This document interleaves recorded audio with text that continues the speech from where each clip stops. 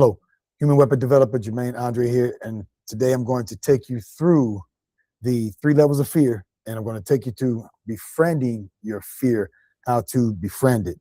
And the way I'm going to be taking you through that, I'm going to explain the 3 levels of fear, and then I'm actually going to show you 2 of my professional fights and explain the fear that I went through and how the reason the outcome ended up the way that it did. So the main thing is to understand about fear. We use fear, people use fear, and fear basically is the decision maker in our lives. It has more influence over the decisions we make than anything in the world. A person decides where they're going to live, they decide what road they're going to walk down, decide who they're going to talk to, they decide who they hate, who they like, who they dislike, off of what they fear first. And anytime fear kicks in and they say, well, I'm afraid, then we shut down and we will not pursue that activity or that whatever it is, go around that person, that group of people, if fear overrides everything else. So we have to understand how important that this whole idea of fear is. And that's okay for everyday citizens. It is not okay for performers, athletes.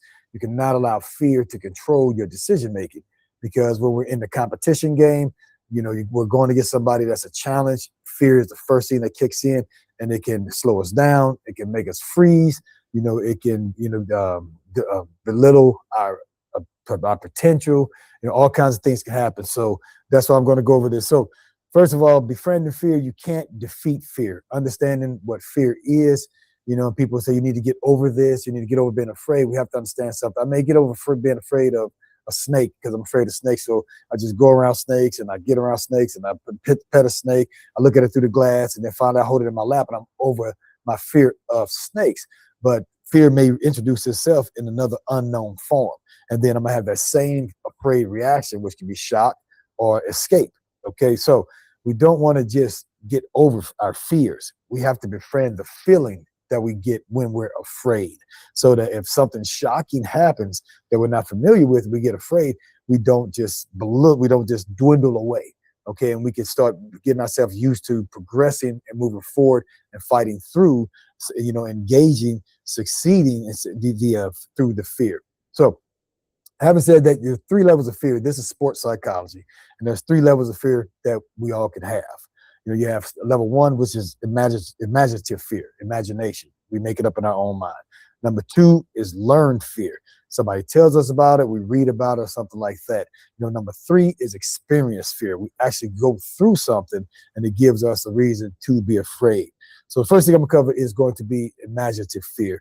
Imaginative fear can come from, just imagining something can happen, imagining there's a monster under our bed, imagining that, when I go to make this tackle, I'm going to snap my spine in half, my own collarbone in half.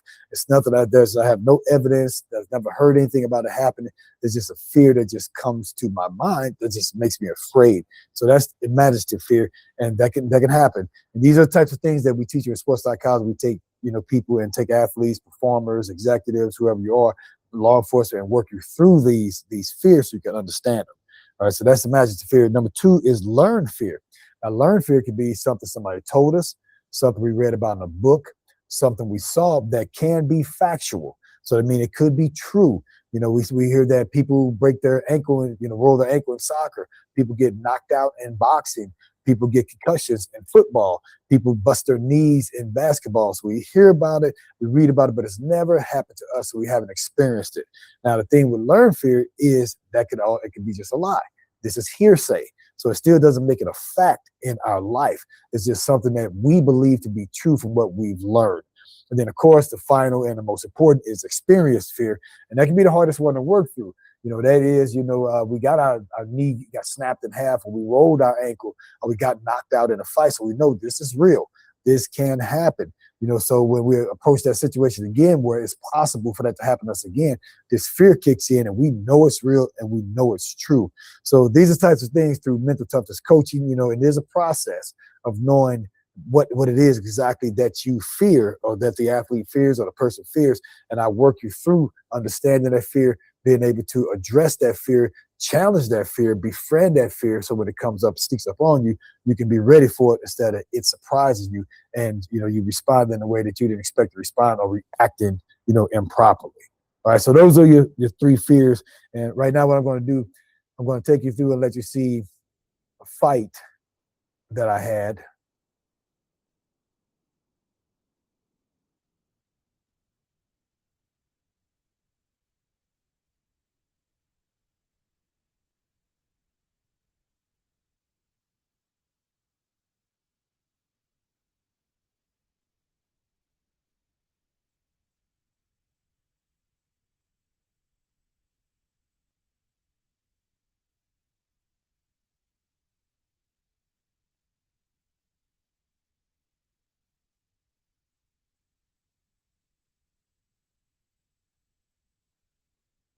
Now this fight is against Adrian. This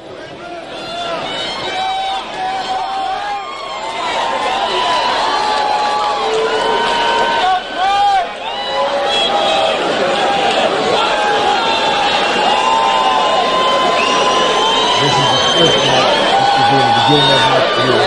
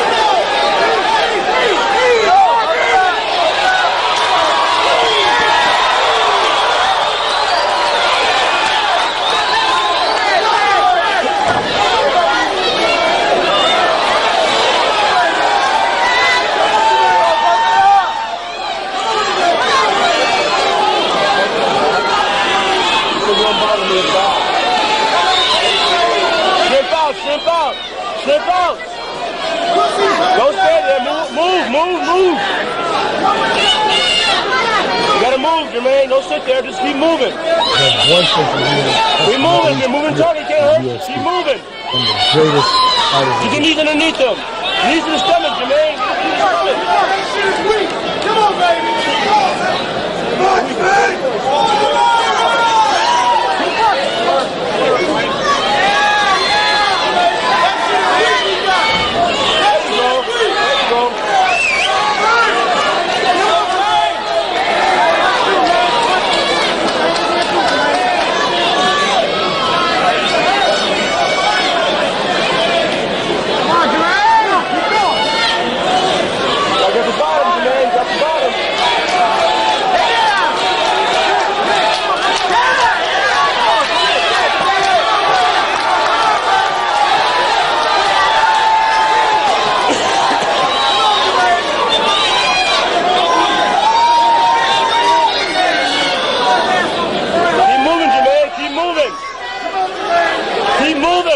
Don't sit there, you're going to get hit. Keep moving.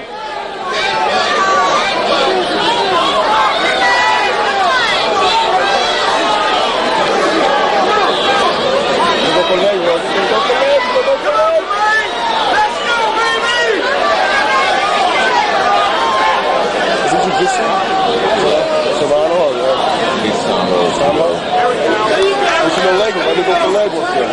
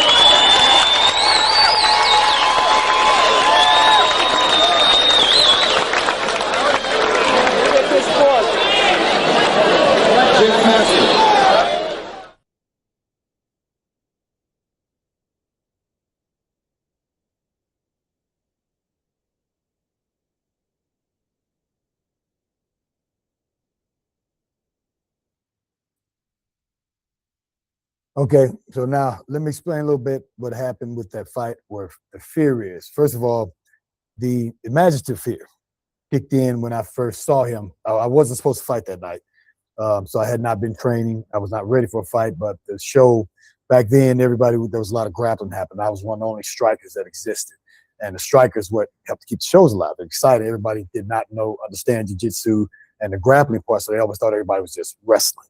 So when it went to the ground, nobody liked it. So the promoter was a friend of mine. He asked me if I would fight that night to help the show, to help with the show. So I said, sure, no problem.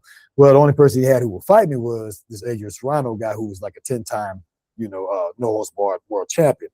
I mean, this guy was a tough guy. He would fight probably, this week and he'd fight next week. He fought like every week. He just was flying all over the world. Now me, this is probably, I don't know, maybe my 4th or 5th fight. I was fresh in the game, didn't have a lot of experience in the ground game just yet. So I probably should not have taken the fight, but I took it anyway. So the first thing was when I saw him, I saw he was pretty meaty, and of course the promoter convinced me that you could beat him with strikes, and you saw that my strikes were doing pretty good. But what ended up happening, I was gassed because I had not trained properly. But so I did experience, the first fear I experienced was the imaginative fear when I saw him, and I imagined him, body slamming me and WWE, WWFing me and all this kind of stuff.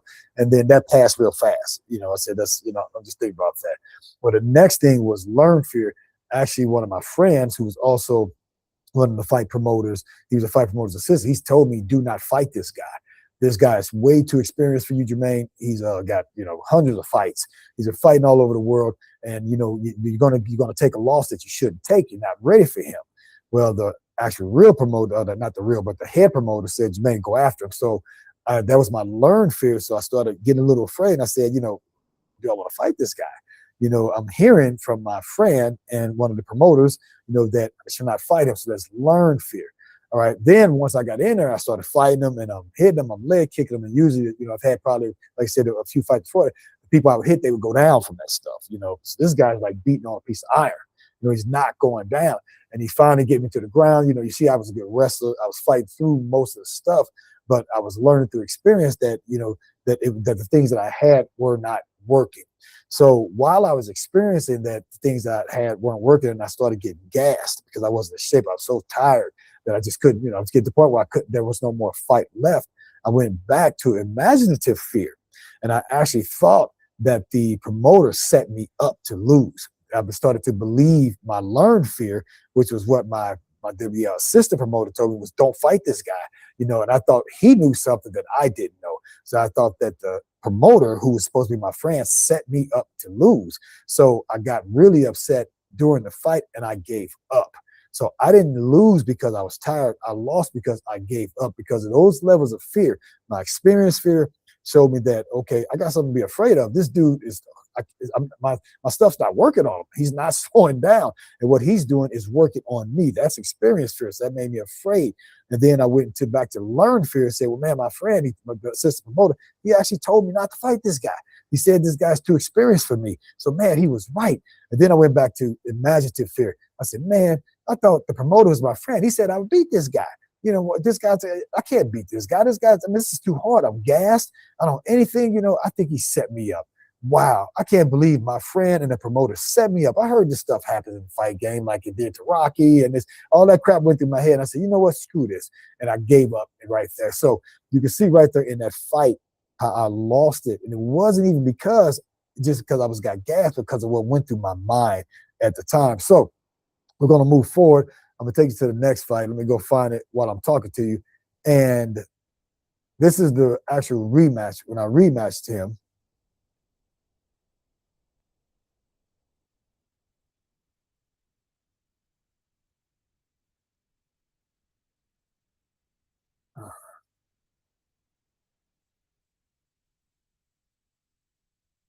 there you go.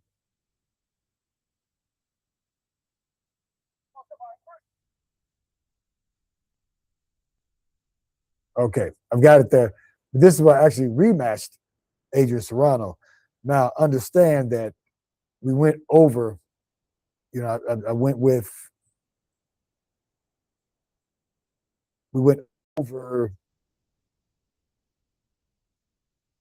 first of all, I knew what my fears were and things like that. And I went and I trained, number one, to make sure I was prepared for him. I talked with the promoter, about what I felt. And I learned that, I was just imagining all these things. It was just a simple fact that I was not ready for him. Also I learned why I lost. Where was I failing at? So the main place was the clinch, and I knew what my weapons were. We learned what my weapons were, so when I went back into this rematch, there was absolutely 100% no fear. I was so fearless towards Adrian that I loved him. He was my brother. We had actually fought, before this fight, we fought on the same team, Team USA versus Hawaii. We fought together, and I watched him get beat and destroyed for like 15 minutes straight, because we had no time limits back then, and got his nose broken and everything. And then he came back and put an armbar and won. So he was my hero. This man was my hero. When I went to fight him, I did not want to fight him. I did not want to hurt him. I did not want to beat him. So I was so far beyond fear. that I knew I was going to defeat him. I knew I was going to easily destroy him because I got over my fears. I got over the imaginative fear. I got over the learned fear. I got over the experience fear. I got over the experience fear by going and training properly to defeat him. You know, and I got past the other ones because they weren't reality. They were fantasies. Imaginative fear and learned fear is a fantasy. It's not a reality in your life. So I dealt with the experience fear and made sure that I could handle what I had experienced. So when I was coming back, I was so confident in what I could do that I did not want to fight Adrian. I did not want to beat him. I did not want to make this man who had become my hero lose in front of an audience. I did not want to do that. However, this is samurai, this is the martial arts, this is between men. So I knew I had to step up, kick in my self-discipline, and go do the job that I had to do. Plus, I had to get that win back for the promoter, Brian Madden, who wanted me to win, and for Ron Smith, you know, and for my dojo, you know, for Joey Garamilla, you know, Scott Ventimiglia, all my friends who were there, who saw the Muay Tigers, who knew I had lost this fight. So after I defeated those fears, this is what happened here. Competitor from Milwaukee, Wisconsin, Adrian Serrano. I feel real good. I feel real good. My last few matches have been real good. I've actually won my last 2 matches with knockouts. Last fight was a round kick to the head for a knockout, and the fight before that was a right that opened up the big gash in my opponent, and they stopped the fight. So I feel real good about my kickboxing right now, and my grappling's always strong. My endurance is real good, so I feel real good.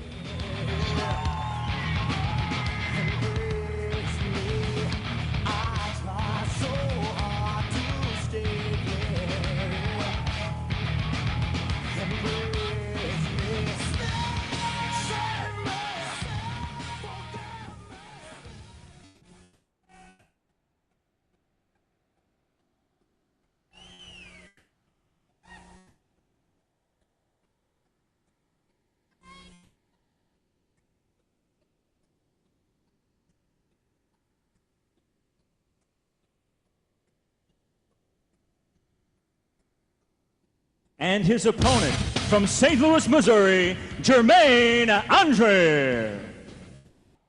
The way I fight Adrian this time will be a lot different because I'm in much better shape. I'm a much better grappler and a much better striker. So, and the loss I got from Adrian was nothing but a lesson to me, which made me better than I was before. So I'm going to be a much better fighter this time.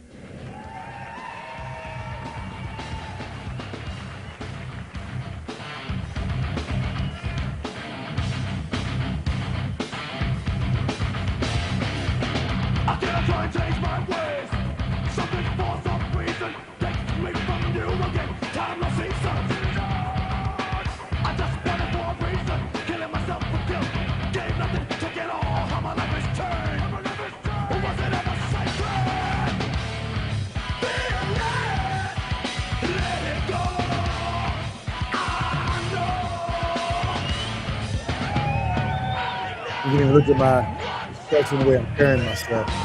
You see that calm, which is that fearless.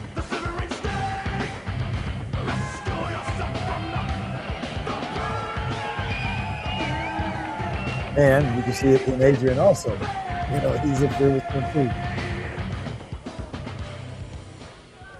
Ladies and gentlemen, introducing first in the red corner, he hails from Milwaukee, Wisconsin, and is 5 feet 8 inches tall and weighed in at 189 pounds. He is a veteran of both the UFC and Rings USA. Let's welcome Adrian Serrano.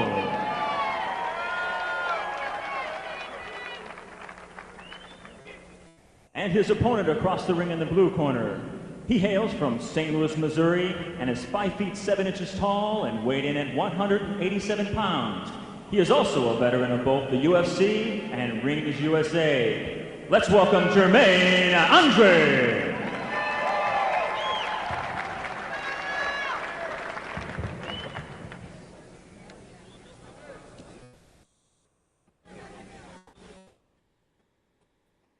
I had some great hair back then, didn't I? But when I started struggling, it got in the way too much, so I had to get rid of it.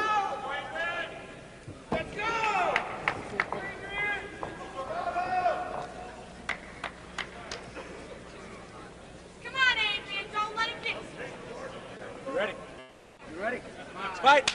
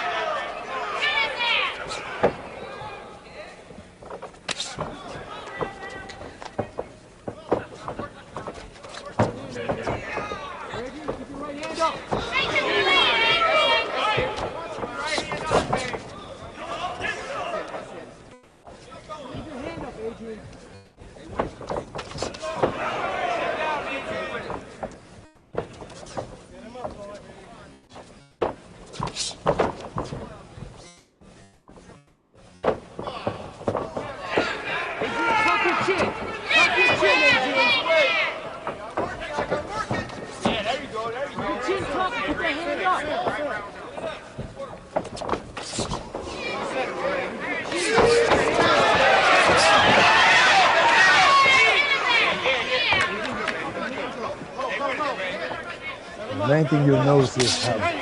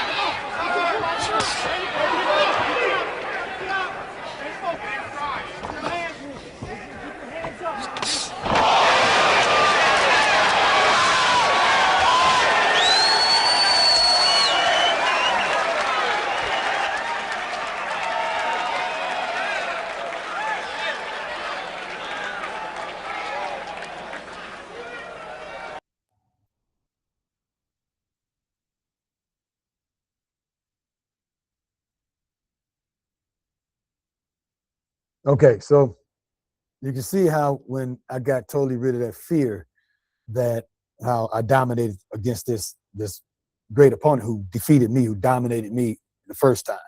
So you can see his clinches didn't work on me, his grappling didn't work on me. So when you learn how to work through these levels of fear, your opponent you become fearless.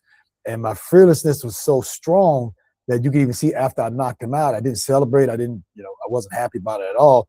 And, there's a little bit more to the fight. I even helped him up, make sure they didn't carry him out. I was not going to let him be embarrassed. So that's how ready I was for that fight. So moving forward, fear is everything when it comes to competition as an athlete, anything like that. And I'm gonna finish this with this. The best way to control your fears is you have to learn to familiarize your fear with something. And I follow an old Native American, thing, and it's what's called the thunder beings. And that's a belief that the thunder beings are creatures, spiritual creatures, an entity of force. And they like to test humans to see if we have courage. So they come in different forms, different situations, different experiences, and they scare the crap out of you. All right. And if you respond courageously, they give you power. If you respond cowardly, they take power from you. Now, I use this and it works for me great because things come to me when I'm afraid. I just say, it's the thunder beings testing me. And I respond courageously and I do gain power. Now, and whether you believe in that, in something, that's what that is, that's on you to choose like that. And I can help you to find something to follow in that manner so that when fear comes to you, it's not shocking. And that's what the thunder beings do for me. And I can tell a lot more about that, in talks and stuff like that. So having said all that, I hope you enjoyed this. If you are a coach, an athlete, and you're wanting me to come give a talk. I do give, mental toughness coaching talks, character coaching talks, and I can do exactly what I did, give a presentation with the video and give a long talk. I am offering, some limited actual free talks to full teams where I will come out and I will speak about the 3 levels of fear, and go through that. It'll probably be a 15, 20-minute talk. Or if you want the full presentation, we'll talk about that. And of course, there's funds that have to be paid for that. I'll send you a price sheet and they can watch. You can actually show the fights and I'll talk through the fight and show everyone how I defeated my fear to get me to the end result of me dominating against this world-class, world champion opponent who had already dominated and defeated me. So contact me, Jermaine Andre. You should have my information. And let me teach you about how to befriend fear. And I'm telling you right now, there's no freedom in the world like being fearless. Not only does it free you in whatever sport or activity you're performing in, it also frees you in life.